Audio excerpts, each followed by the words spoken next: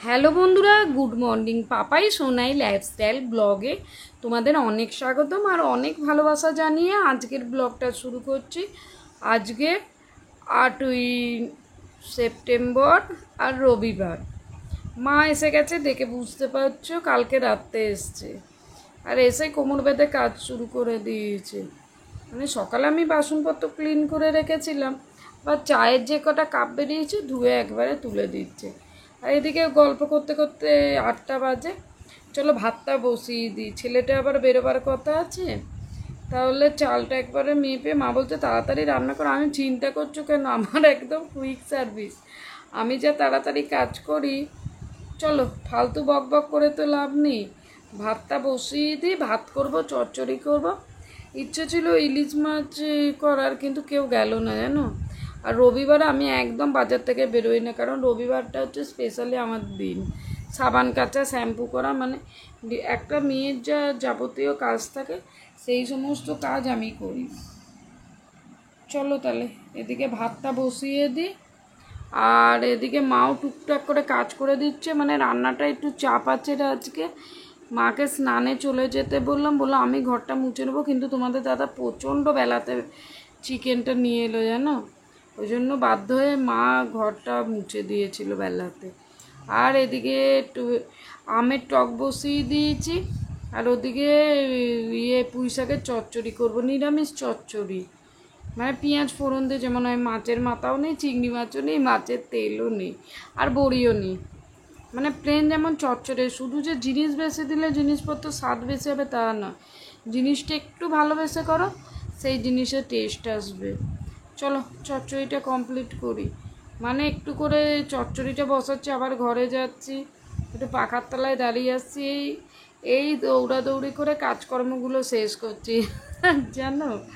চলো চচ্চড়িটা নামিয়ে নিই, আর মাকে স্নানে পাঠিয়ে দিলাম।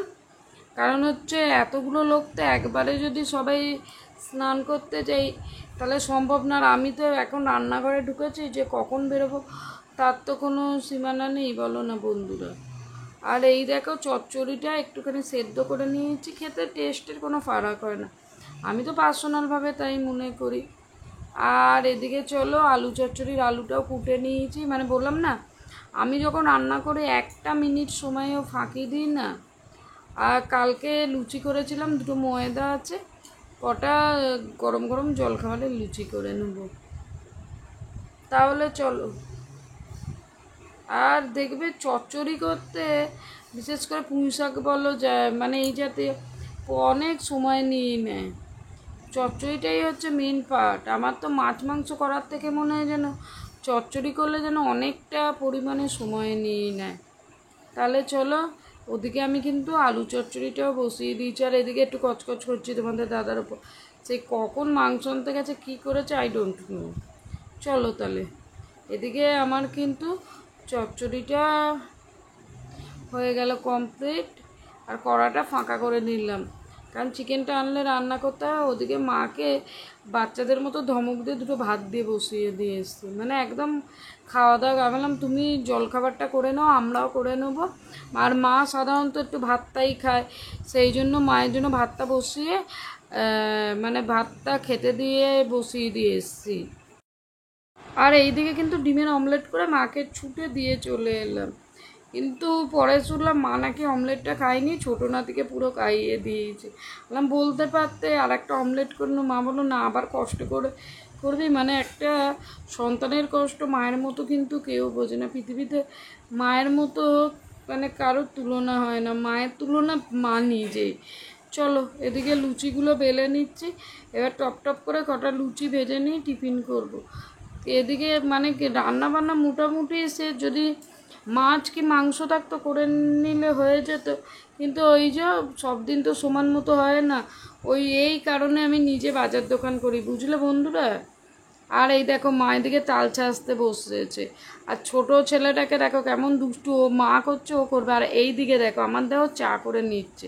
মানে 10 মিলে করি কাজ, হারি জিতি নাইলাজ, এক কথায় যাকে বলে। আমি বলেছিলাম বিছানাপত্র ঝাড়বো, কিন্তু চিকেনটা তোমাদের দাদা আনার পর একটুখানি রাগারাগি করছে। মা বললো চেঁচামেচি করিস না, তুই রান্নাবান্নাটা কর, আমি এদিকে ঘরদোর ঝাঁটতে মুছে নিচ্ছি। মানে একা মানুষ না একটু কষ্ট হয়ে যায়। মা এসেছে, মা এসে একটু আধটু করে দিচ্ছে, একটু হেল্প হচ্ছে।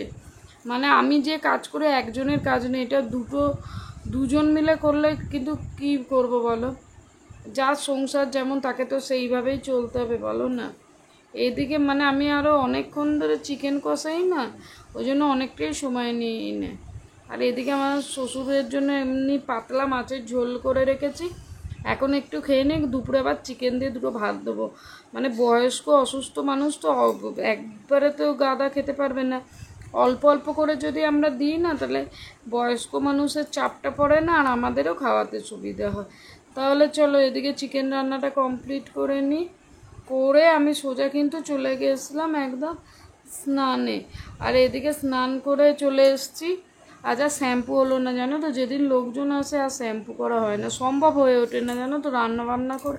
চলো এখানে আমি তালপুরুরিগুলো করে নিচ্ছি। মানে মা ব্যাটারটা রেডি করে দিয়েছে, আলাম মা দাও ভেজে নি, তোমরা আবার যাওয়ার সময় তাড়াহুড়ো করবে। মা বলেছিল খেয়ে উঠে ভেজে দেবে, কিন্তু খেয়ে উঠে ওই পেটে চাপ দিয়ে ঘুমোও না ঘুমো, একটু রেস্ট নিলে তো ভালো লাগে। মানে 1.5 ঘন্টা যে কী করে তালফুলুরি ভাজতে ভাজতে কেটে গেল আমি নিজেও জানিনি। চলো আজ সানডেবেলা খেতে অনেকটা দেরি, এখন 3টের ওপর বাজে, এই লাস্ট ব্যাচ। আমি আর আমার দেওয়ার খেয়ে দিয়ে নিচ্ছি, নিয়ে আর ওদিকে মাদের খাওয়া দাওয়া হয়ে গেছে কমপ্লিট। মা কিন্তু সোজা বাসনগুলো নিয়ে চলে গেছে মাজতে। জানে মেয়ের কষ্ট হবে, বললাম না সন্তানের কষ্ট একমাত্র তো আর মা ছাড়া কেউ বোঝে না। আর এই দেখো এদিকে মা বাসনপত্রগুলো ক্লিন করে নিই। আর বন্ধুরা আজকের ব্লগটা এই পর্যন্ত, দেখা হবে তোমাদের সঙ্গে নেক্সট ব্লগে। ভালো থেকো, সুস্থ থেকো, মন থেকে চাই তোমরা যেন ঠিকঠাক থাকো।